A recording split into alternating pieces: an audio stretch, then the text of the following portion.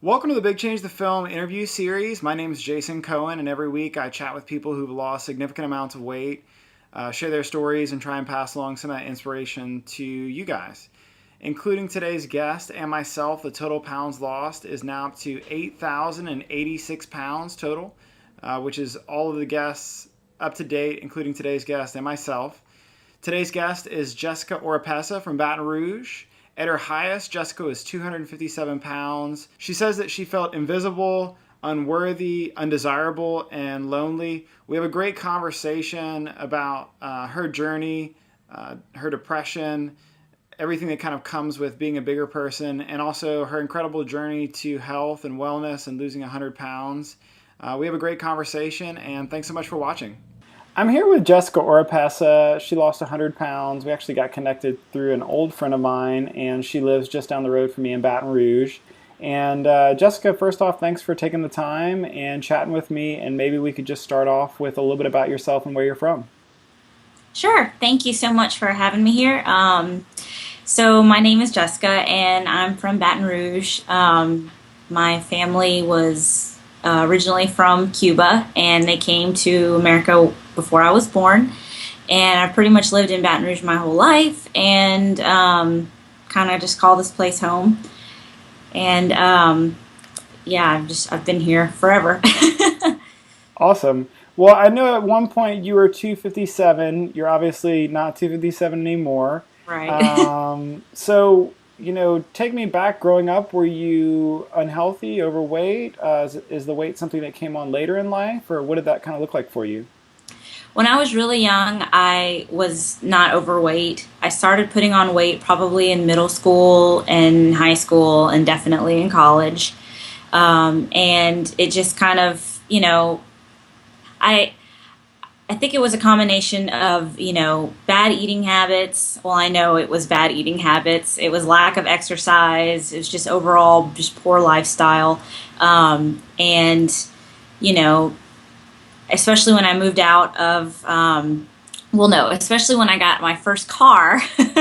That's when I was really hitting up the fast food restaurants and, pretty much going crazy and eating whatever I wanted. And, I think that's just kind of what really contributed to my weight gain in the first place, is just eating really, really badly. And yes, it did kind of come on, probably when I was in middle school, high school, and definitely in college. And then, you know, all through my 20s, I was extremely overweight and obese, really. And, it wasn't until just a couple of years ago that I was able to lose the weight. So I feel like it's been my whole life.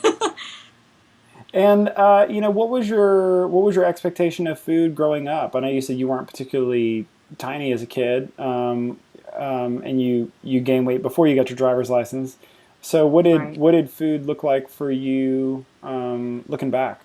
Coming from a Cuban family, we, ate a lot of food, a lot of portions, big portions, not the healthiest things, greasy food, and always ended with the dessert. It was just a lot of food all the time. And so it's kind of like, how can you not gain weight eating like that? And I viewed food as, not fuel. I kind of saw it as this emotional, happy thing, a celebratory thing, getting together with the family, and it was just always a fun thing that you just end up eating emotionally, that kind of thing. So, yeah, food growing up was not viewed as just something you do to, you know, survive. It was something that you kind of did to celebrate, and we loved to overeat, and so food was just always it was always like a fun thing. Yeah. Yeah, so obviously you've lost 100 pounds. Had you given any thought to your weight previous to this time? Had you made any attempts to lose weight before? Were you conscious of it? Was it something that bothered you previously? Yes, it was definitely something that bothered me, and I feel like I tried losing weight multiple times when I was in high school and when I was in college. And I would get to maybe about 25 pounds that I would lose, and I would end up quitting or, just yeah, just getting discouraged and quitting. And it wasn't until I felt like I was just really sick and tired of being so overweight and just really miserable with myself that I decided, you know what? How hard have you really tried? You've maybe gone on little fad diets, Atkins diet or whatever, and cut out carbs, but I mean, you haven't really tried, So why don't you really try this time and see what happens? And then that's kind of what happened. Here I am. That's awesome. I know that, so you have a video online that I kind of watched and pulled a bunch of things from. And you mentioned in the video that your weight had caused you to feel depressed and hopeless. What, for somebody who is not bigger, or maybe, somebody who is, what mentally did that look like for you, and how did that kind of play out for you in the mental arena outside of, just physical? I just felt like, completely invisible, completely unworthy, completely undesirable, extremely lonely. I just didn't even feel like a person. People who aren't big don't realize that people who are big are treated differently. They really are. We're either completely ignored or, invisible, which it's like, how can you be? You're so big. How can you really feel invisible? But you are. People just they don't acknowledge you as much. You just don't, at least I felt that way. I always felt that way. And then, so that made me feel like I didn't belong. It made me feel ugly, disgusting, and I just felt like, I would never fit in, no pun intended. But I would just, and so that, of course, caused me to be extremely depressed and feel just very alone. And I mean, I never was suicidal or anything like that. But I mean, there were times that I would go to bed and just feeling extremely just sad, just crying and just so upset with where I was and how I got there. And, so yeah, it was, it was really bad. Yeah, I think sometimes it's easy, obviously, to see the outward problems that weight causes, but sometimes the mental can be just as bad, if not worse. And like you kind of alluded to, they're invisible. You don't know. Was there anybody around you that was aware of where you were with all that and how affected you were, or was that something you kind of went through completely by yourself? When I was still living at home, I think my mom, she was aware, she knew, but she's overweight too, so she couldn't offer that much guidance as far as how to get out of the bad situation. But she knew that I was sad and I was unhappy and depressed, and it was because of my weight, and it wasn't until, and so when I moved out,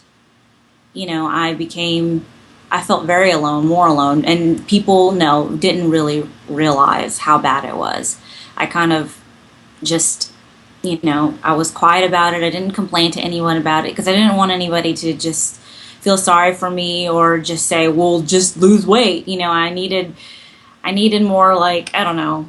It's so hard to explain.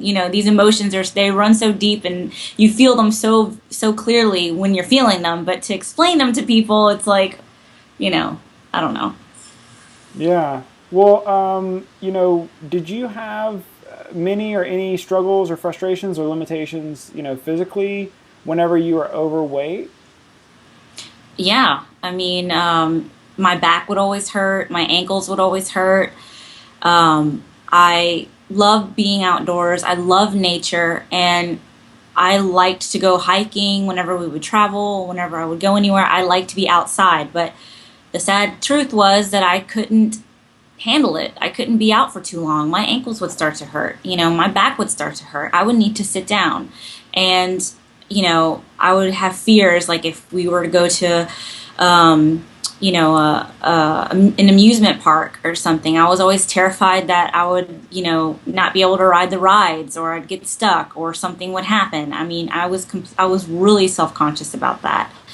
And, I could never run a mile, Could never do any of that in PE when I was in school. I hated PE, obviously, you know, and I couldn't run. I could walk, but not for very long. You know, it was just all the limitations you would expect being 250 something pounds, you know.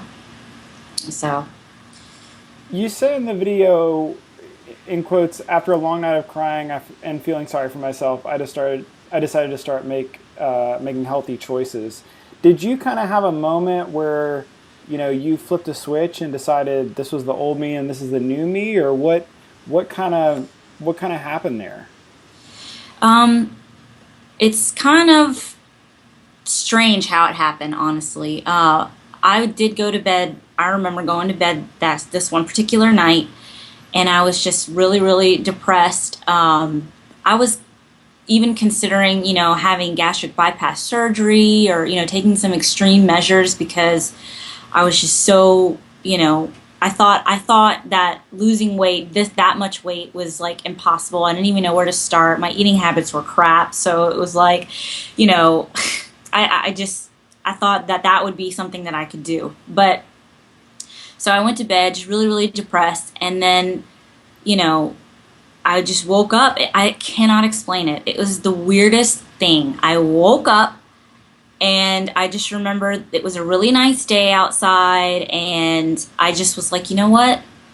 I'm not going to be miserable today. I'm going to actually just not be miserable. I'm just going to decide that I'm not going to be miserable. And um, I just had this joy in my heart. I mean, listen, I was not a religious person. I was not a spiritual person, really, and this happened where I woke up and there was this, just, I don't know, like something was just placed in my heart. Just to, something was placed in my heart that said, you are not ready to die. You're not ready to lay down and die. You are ready to live now. It's time now for you to love yourself.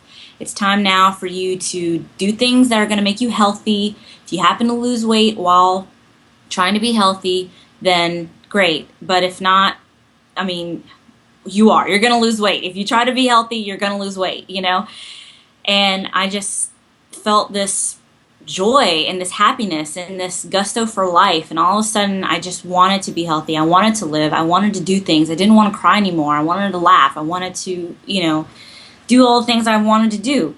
And so it literally was overnight. It was something that I can't explain. It was just something that I woke up with one day and felt like I wanted to be different. I wanted to be happy. And the first thing I need to do is, go to the gyms and just start eating better and figure it out, and that's what happened. And so you've known this life for your whole life before this, and then you wake up and you have an epiphany. So what does that day look like, and what did the days to come look like? Like what did you start to do super early on to kind of try and change the ship around? Well, first I got very motivated. I watched a bunch of YouTube videos. I read a lot of books, and just got myself really inspired and got myself in the right mental place to understand this is going to take you a while. Buckle up, girlfriend. It's going to take you a minute because you're trying to lose 100 pounds. If it takes you 2 years to lose 100 pounds, that's okay. But just know it's going to be a lot of work. It's going to be a lot of effort and time you're going to have to put into it. And so first thing I did was kind of get myself in the right mental place of, this is going to take some time. And then I walked into the gym and I was like, I would like a membership, please. And also I hired a trainer, and, I started training with a trainer 3 days a week, 30 minutes. That's all I could do. That's all I had time for. That's all I wanted to do. That's all I was capable of, I'll be honest. I was literally a couch potato. Come on. So I hired a trainer. I started going to the gym, and then I very slowly started changing my diet. And I went from a person who only ate carbohydrates and sugar and no meat, to a person who was incorporating vegetables. I never touched fish. I hated seafood. Now I'm like eating sushi every weekend. What the heck? Like I'm completely changed my diet. I eat a lot of vegetables now. I don't have as much sugar anymore. I don't have as many carbs anymore. I don't have hardly any carbs anymore. And, started drinking more water. I just slowly but surely just started cutting out things that I knew were, killing me, really. And so, that was the hardest part, just learning how to eat the right way. And, I still struggle with it. I'm not 100% perfect. I still make mistakes. I still eat too much sometimes. And that's why I'm stuck at this stinking plateau. But, but I mean, those were all the things I had to do. And it took a while. So I'm thinking you walk into the gym, which I'm guessing is a place you weren't fond of previously, decide to hire a personal trainer, and you're 257 pounds. That sounds like that takes a lot of guts. Yeah, my first day at the gym, I almost fainted. If you saw that video, I kind of, said that. But yeah, I walked in there and we were at the end of the workout. Okay, we were just stretching at this point. It's funny looking back at it. But, we had just done like a few things just to see what I could do. Nothing that bad. But at the end of that, let me tell you, I started falling. Like I was fainting. Things started to go black. I was like, I'm going to die today. This is the day that I die. This is ridiculous. And I didn't die. And, the trainer had to give me something to drink so that my sugar could, get readjusted so I could, get some color back in my face. Anyway, long story short, the next day I went back into the gym and the people who were there who saw me faint were like, man, I didn't think you were going to come back today. I was so like, I was like, yeah, I'm here. And I kept going and haven't stopped. And it's been about 3 years now. And I still go and, still see those same little people and they still make fun of me and they still I remember when you first came here, you fainted your first day. Look at you now running, 4 miles or whatever and, doing really well. And yeah, it's definitely a transformation, for me. Yeah, I think in the video you said the first day was quote unquote a little rough. Yeah. You said it was embarrassing, but to quote you, you said they are going to remember me next time. Yep, that's true. So what kept you motivated? I mean, most people, probably myself included, if you have an embarrassing moment doing something that you've been avoiding for a long time, that's extremely uncomfortable, and that you do have some level of risk of bodily harm, don't usually show up on the second day. So I mean, what was it within you, or what had happened that you were willing to just say, I'm going back? I'm very stubborn. I don't give up very easily. And, I was determined. I was determined because in the past, whenever I had any sort of little failure, any sort of little hiccup, any sort of little, bump in the road, I'd give up because I was too lazy to keep going. And I was too, I don't know, lazy. I didn't want to push anymore. But I decided. I had already made up my mind. I had taken a long time to get myself in the right mental space, and I was determined. Nothing was going to stop me. I was going to keep going and really give it 100% and just be really, really stubborn with it. All my stubbornness that I use, for other things that are not good for me, I use my stubbornness to, to stick to it. So I just had to rechannel that. That's great. I know that you started videotaping yourself. It sounds like pretty early on like day one of the gym. What made you decide to do that? And did you kind of have a plan in the beginning, or what compelled you to do that? I did. When I was first, like I had mentioned before, was watching some YouTube videos and trying to get myself prepped. Those YouTube videos that I'd watched that people had made of their own progression really inspired me. It really did, because I got to see, they would post it, they would post, their progression every week or every couple of months, and you saw the change in their face and you saw the change in their attitude and everything. And,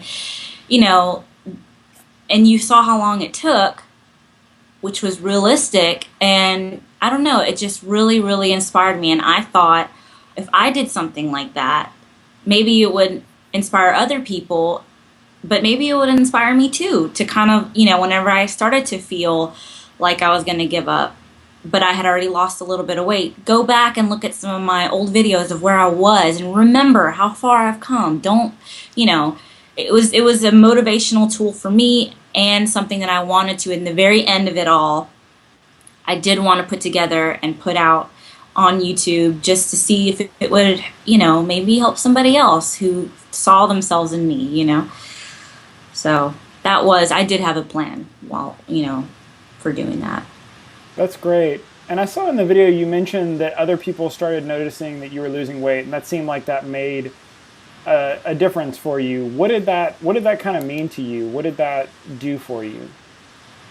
That motivated me even more to kind of keep going. When I first decided that I was going to lose weight, I told myself that I didn't want to tell anyone because the people in my family, you know, I don't know, maybe it's not just my family. If you tell anybody that, hey, I'm going to start trying to lose weight, every time they see you, they're looking. They're looking at your body to see if you've lost weight or not, and they might even say, you look like you've lost weight, even though you haven't, but they think, you know what I mean? It's like this, I don't know, this psychological effect that it has on other people.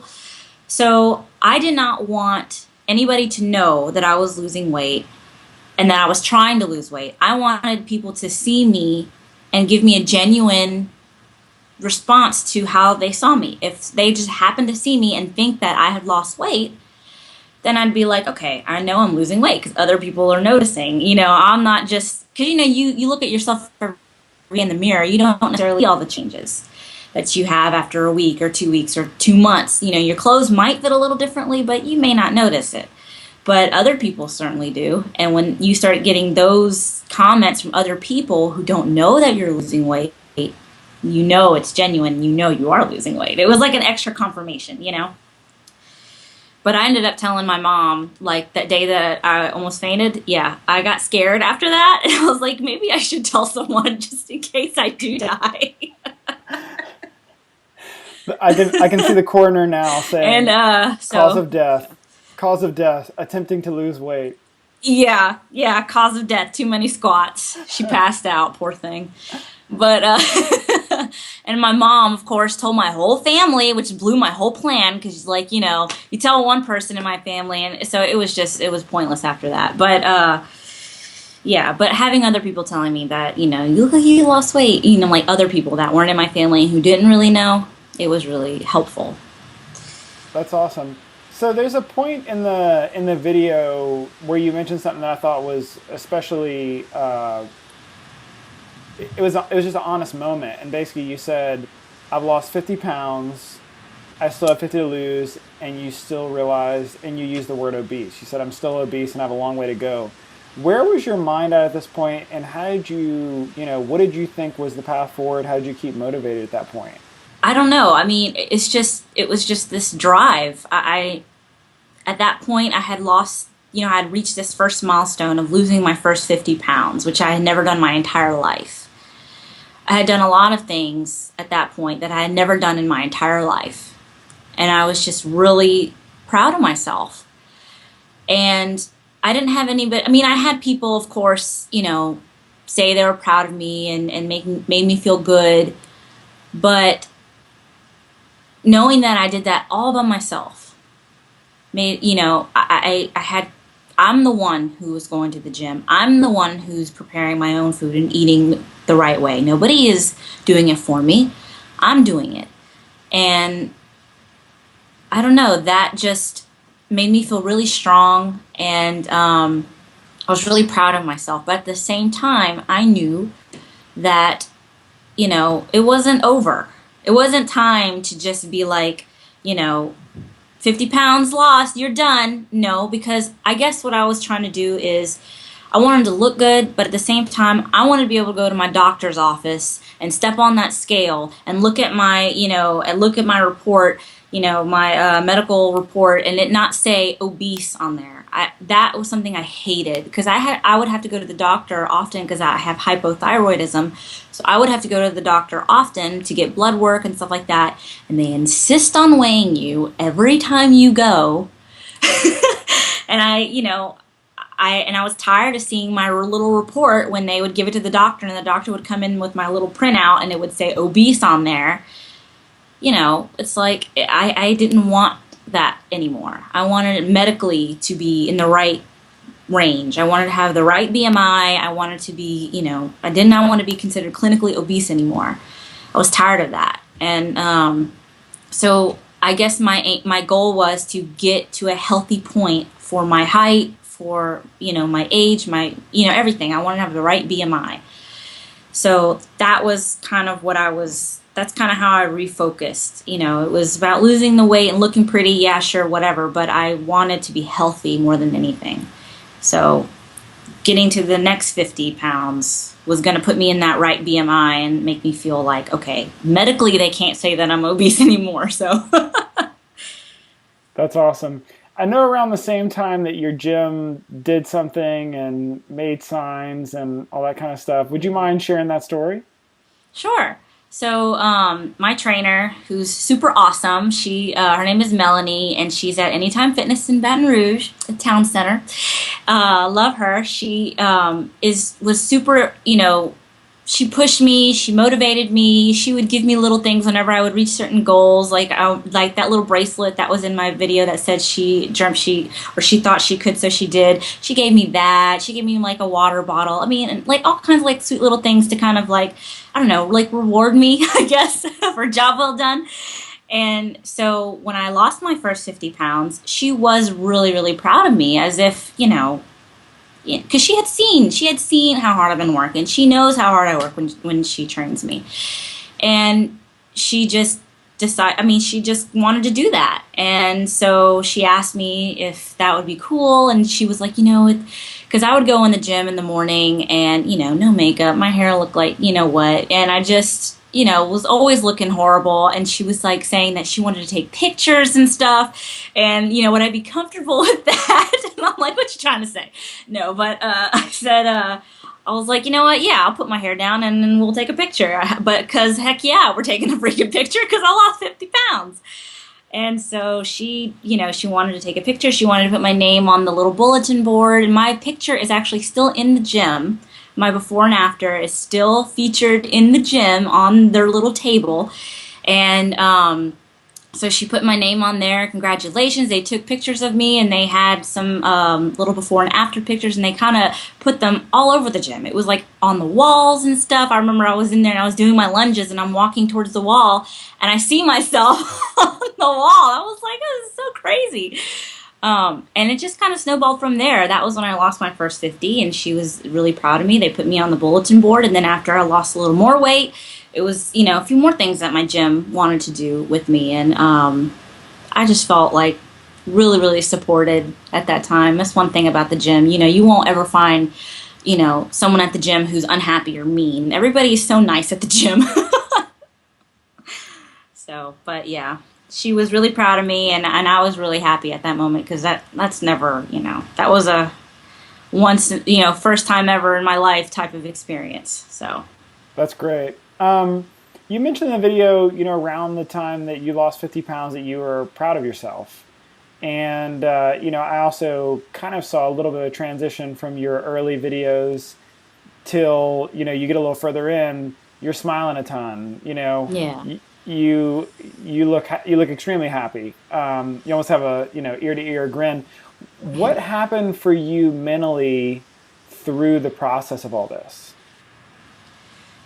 I started to really love myself, and I became much more confident. People were noticing me, and I was feeling like I actually existed in the world. And I felt like I existed, that I was living. People were noticing me. I wasn't just this little, I don't know. I was no longer invisible. People cared what I had to say. People respected me a little bit more. You know, they saw that I was taking care of myself, and that made them happy, you know, and then that made me happy. So it was just, and then I would look in the mirror and I would really like how I was looking finally. You know, I really started to feel like this is who I am on the inside. I'm this, you know, this girl on the inside who always wanted to, you know, just feel pretty, you know, feel like, I don't know. It's something that girls feel. I can't really explain it to you, Jason, but I feel pretty all the time you now. feel pretty now? It's true. And then, you know, boys start noticing you because I was the girl that was always big, and so no boy ever really noticed me. And that made me feel sad and lonely, you know, I'm never going to find anyone.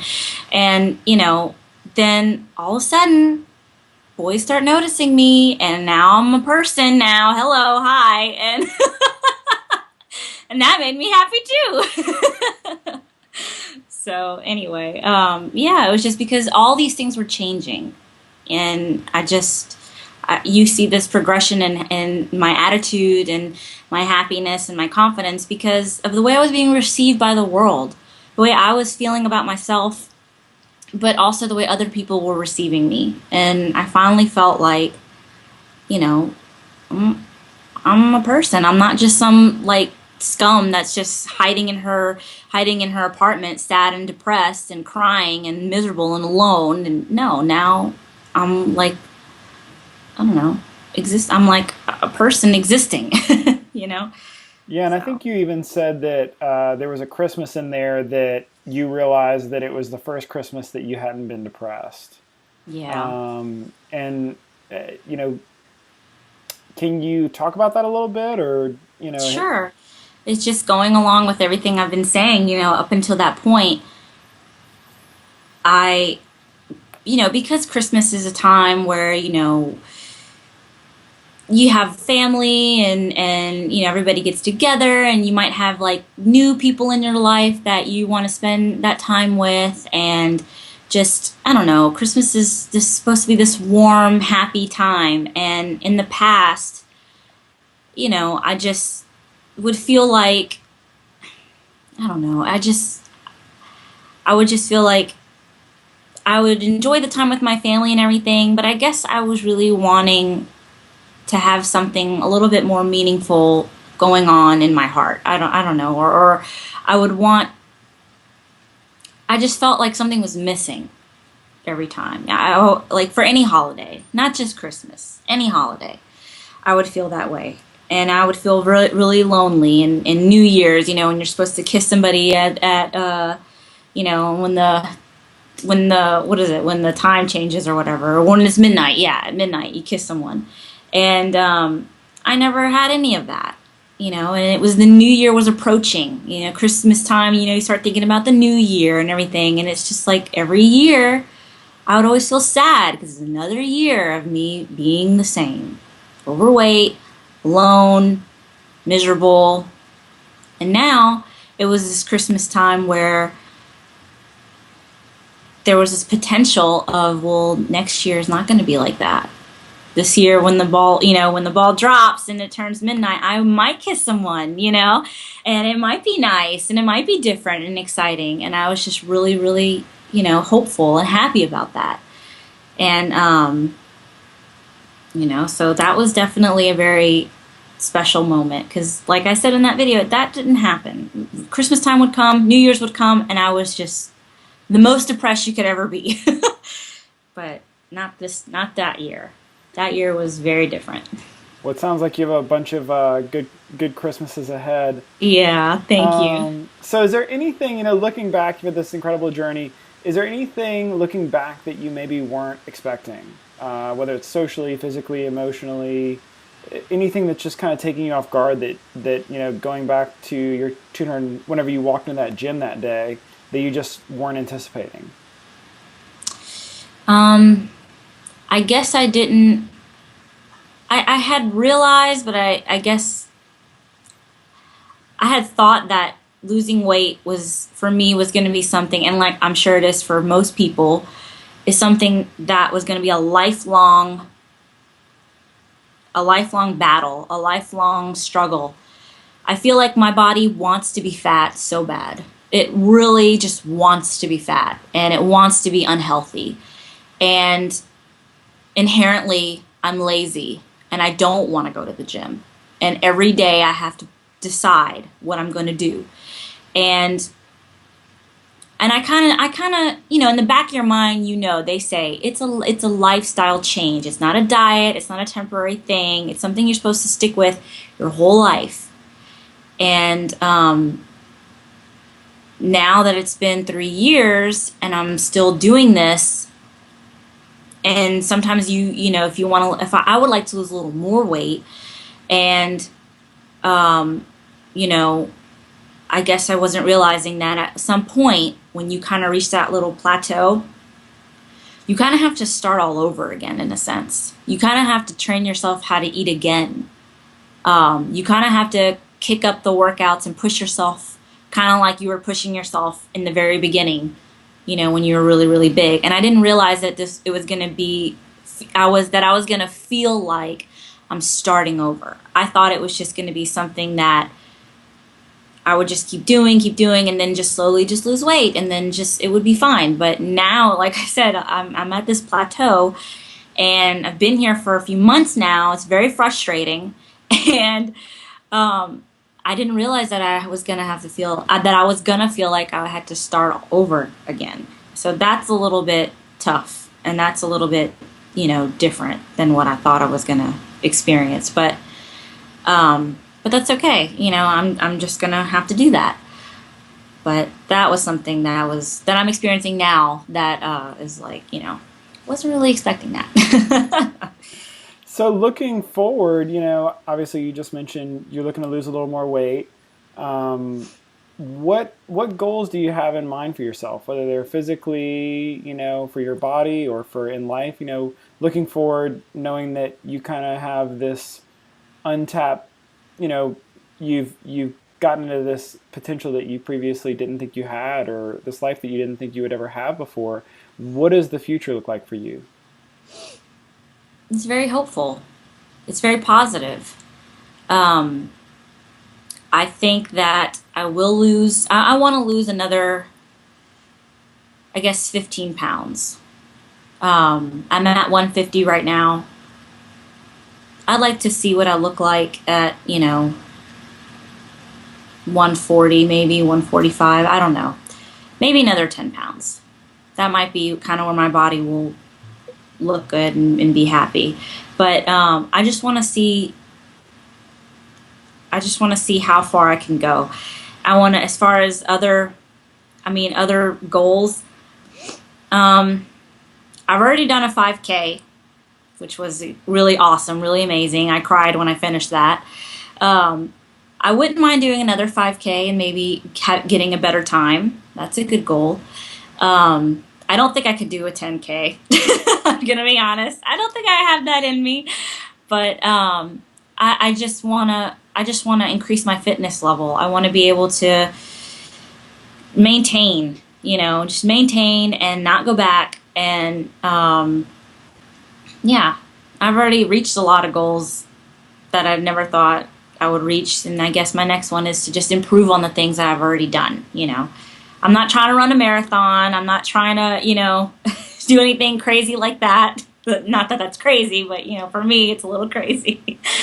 But maybe do like another 5K and have like a better time, and But yeah, the future looks good. The future looks happy, healthy. You know, full of love and family and people, and happiness and joy, and no more sadness, and so it's good. It's all good. Awesome.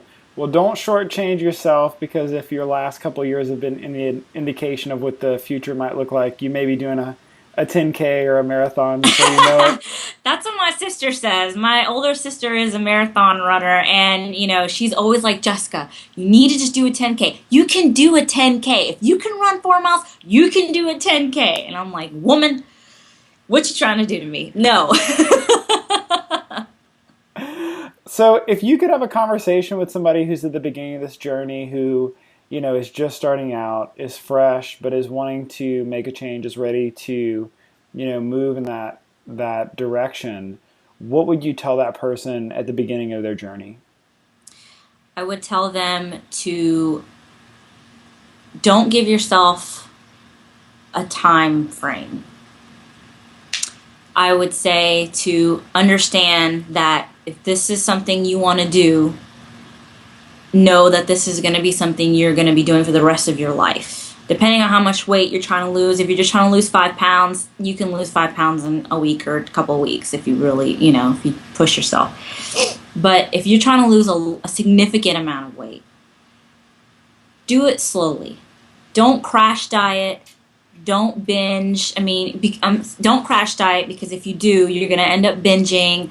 I would say to take it slow, trying to lose weight, trying to learn how to eat again, how to eat properly, how to these are a lot of changes you're making all at once, it feels like.